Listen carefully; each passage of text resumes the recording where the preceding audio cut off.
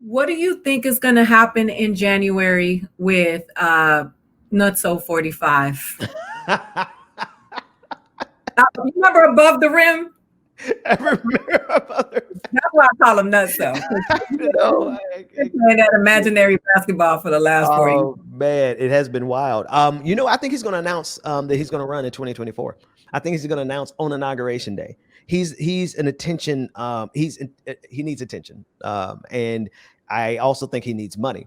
And he can raise unlimited amounts of money running for president. Doesn't mean he can use it for his personal purposes, but I don't know if they keep flying those helicopters and airplanes to his resorts, that money is going to end up in his pocket anyway. So I think he has a very concrete strategy of announcing his run in 2024, maintaining an unbelievable amount of influence in the Republican Party and the conservative movement in this country. He is going to stunt the development of new leadership in the Republican Party. And you know what? That's what they deserve.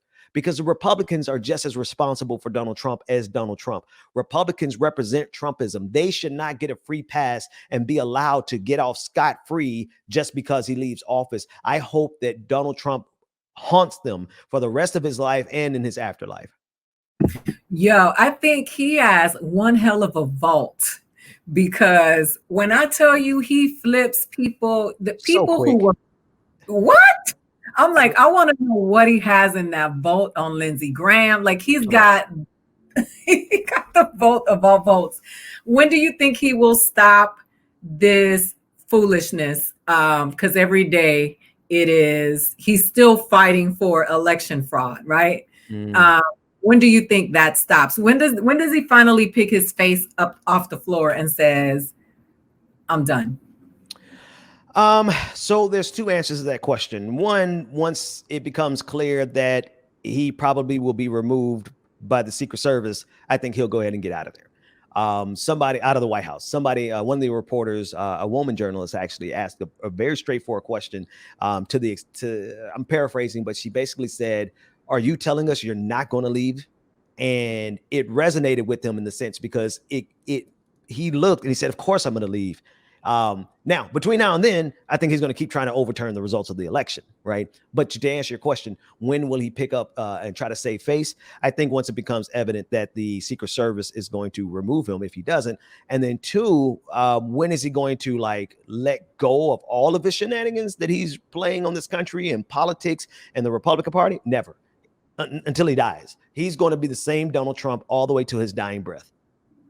Yo, I know that Biden said that he has no plans to seek any legal action against Donald Trump, but that does not, which I thought was weak and whack, right?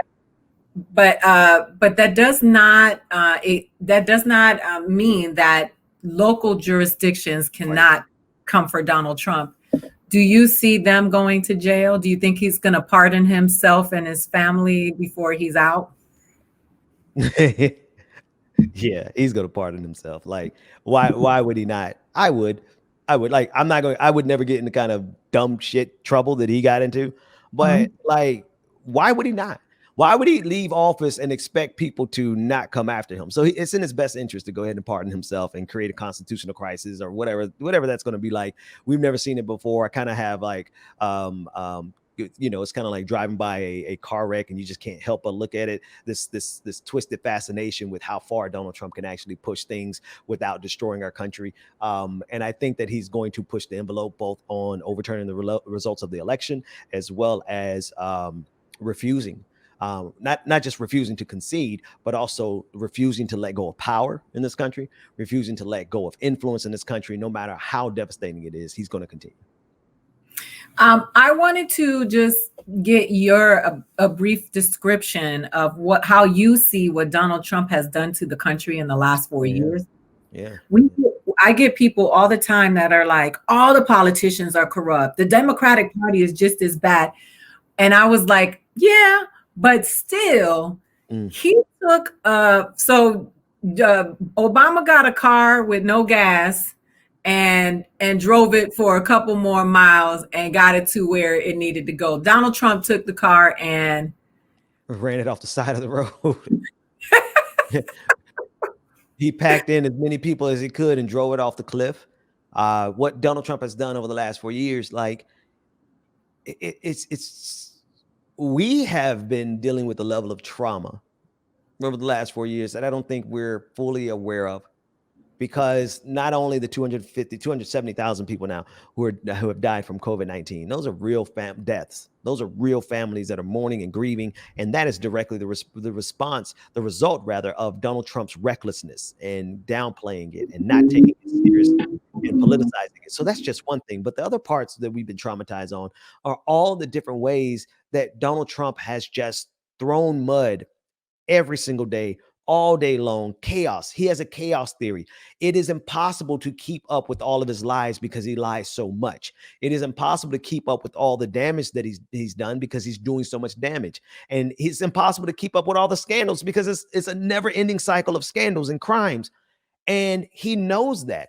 And I think over the last 4 years, he's had a concerted effort of intentionally undermining our ability to process the last drama, the last scandal, the last news cycle. And he's accelerated it to the point where it's 3 or 4, 5, 10 times a day now. We have to process some absurdity from the most powerful person on the face of the planet.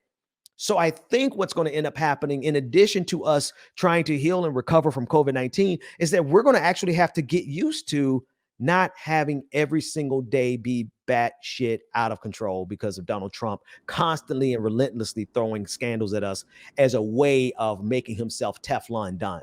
That's how nothing sticks to him, because he continuously throws shit. Have you ever met someone who is a Donald Trump supporter that could give you some good reasons why they support Donald Trump? You know, I've been afraid to ask some of my conservative friends. I went to, I was in a PhD. I didn't finish the PhD, but I was in the PhD program, all but dissertation, and a lot of them were conservatives. It was an international politics program, and really great people in that. Really, like, there's a couple of assholes, but for the most part, I love all of them. They're all overwhelmingly conservative. I'm a little afraid to ask them because I don't want to not like them.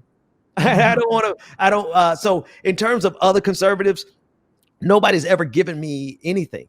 In terms of conservatives that I actually know, I'm afraid to ask them because I just don't want to know that maybe underneath all their charming smiles and really, good friendship and love and all that kind of stuff, that they're just some bigotry that they just genuflect to. I don't know.